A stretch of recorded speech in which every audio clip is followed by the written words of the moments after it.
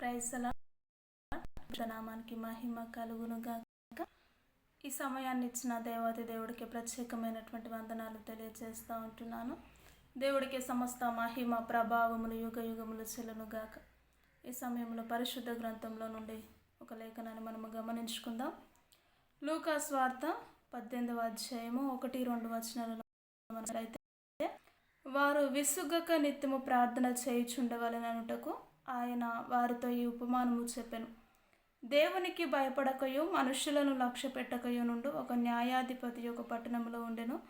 ఆ పట్టణంలో ఒక విధవరాలు ఉండెను. ఆమె అతని యొద్దకు తరచుగా వచ్చి, నా ప్రతివాదికి నాకును న్యాయము తీర్చుమని అడుగుచూ వచ్చెను. కానీ అతడు కొంతకాలము ఒప్పకపోయెను. తర్వాత అతడు, నేను దేవునికి భయపడకయు మనుష్యులను లక్ష్య పెట్టకయు ఉండినను, ఈ విధవరాలు నన్ను తొందర పెట్టుచున్నది కనుక నేను మాటి మాటికి వచ్చి గోజాడకుండునట్లు ఆమెకు న్యాయము తీర్తునని తనలో తాను అనుకొనెను. ఈ లూకా సువార్త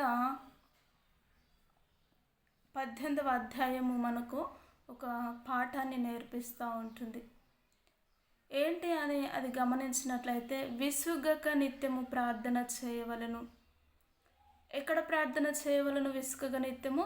ఎప్పుడైతే దేవుని సన్నిధిలోకి వెళ్ళి విసుగక, అంటే ప్రతి నిత్యము దేవుని సన్నిధిలో చిరాకు చెందకుండా, ఇంకా ప్రార్థించాలా అని అనుకోకుండా నిత్యము దేవుని సన్నిధిలో నువ్వు ఎప్పుడైతే ప్రార్థన చేస్తావో ఆ ప్రార్థనను బట్టి దేవుడు నీకు సమాధానాన్ని లేక జవాబును దయచేస్తాను అంటున్నాడు. కింది వచనాలను మనం గమనించినట్లయితే దానికి ఉపమానం ఏంటి అంటే, ఒక విధవరాలు ఒక రాజు వద్దకు రోజు వెళుతూ వస్తూ ఉంటుందంట. ఆ రాజు ఏమో పట్టించుకోకుండా రేపు రాపో ఎల్లుండి రాపో అనేవారు ఉంటారు కదా ఈ రోజుల్లో కూడా. ఆ విధముగా రాజు కూడా పట్టించుకోకుండా తమను తరచుగా వెనక్కి పంపించేవాడంట. ఆ విధంగా పంపించినప్పుడు మరలా ఆగిపోకుండా ఆమె మరలా అతని యొద్దకు వెళ్ళడము, రోజు వెళుతూ ఉంటున్నప్పుడు ఒక రోజు వచ్చింది. ఒక రోజులో ఆ యొక్క రాజు అనుకున్నాడంట, ఈమె తరచుగా నేను వెళ్ళమంటే వెళుతూ ఉంది, వస్తూ ఉంది, ఈమెకు ఏంటో నేను న్యాయము తీర్చాలి, ఆమె సమస్య ఏంటో నేను కనుగొనాలి, ఆమెకు నేను ఎంత అవసరం ఉందో ఆమె రాకడను బట్టి, ఆమె చేసే విన్నపమును బట్టి నాకు అర్థమవుతూ ఉంటుంది. కాబట్టి ఆమె బాధ ఏంటో నేను కనుక్కోవాలి అని ఆ రాజు మనసులో అనుకున్నాడంటండి. ఆ రాజు మనసులో అనుకొని ఆమెకు న్యాయము తీర్చినట్టుగా మనము కింది వచనాల్లో చూస్తాం.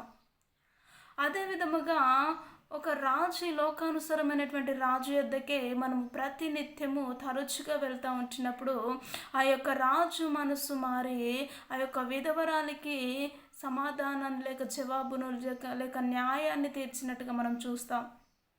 కానీ అంతకంతకు గొప్ప దేవుడైనటువంటి మన దేవుడు ఎదుటకు, మన తండ్రి యొద్దకు నీ సమస్య ఏంటో, నీ బాధ ఏంటో, నీ పరిస్థితి ఏంటో, నీ స్థితి ఏంటో, నీ గతి ఏంటో నువ్వు దేవుని యొద్దకు వెళ్ళి ప్రతిరోజు నువ్వు విచారణ చేస్తే, దేవుని సన్నిధిలో విసుగక నువ్వు ఎప్పుడైతే ప్రార్థన చేస్తావో ఒక మనిషి మనస్సే మారిపోతుంది.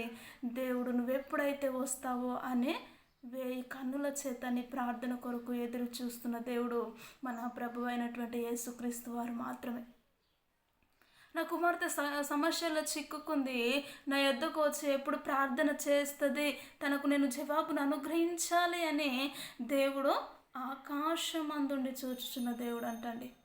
నిజముగా ప్రియ సహోదరి సహోదరుడు గమనించవా, నాకే సమస్యలు ఉన్నాయి, ఇంకా నేను నిత్యము దేవుని సన్నిధిలో ప్రార్థన చేస్తూ ఉంటున్నాను కానీ నాకు జవాబు రాలేదు అని నువ్వు అనుకుంటున్నావేమో.